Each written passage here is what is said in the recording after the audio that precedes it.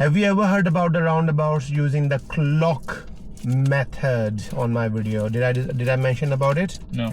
No. Now look at this roundabout here, quite similar.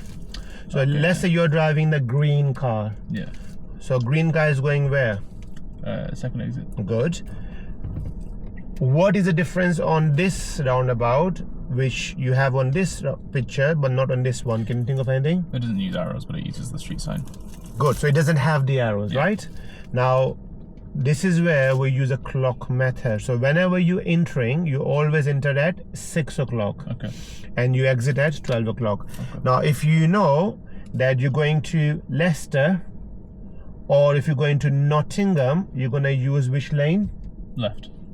If you're going to Pyle on Newark, you're going to be using which Right. lane? So because that one is after, 12 o'clock.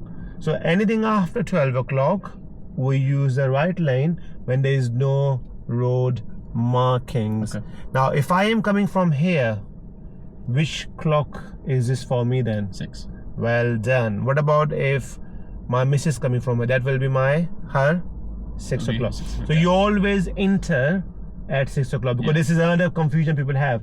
When I ask them sometimes what is the clock method there, they say, oh, it's 12 o'clock. No. Whenever you entering, so if I am entering from here, this will become my 6 o'clock, that will be my 12 o'clock. Yeah. Does it make sense? Yeah.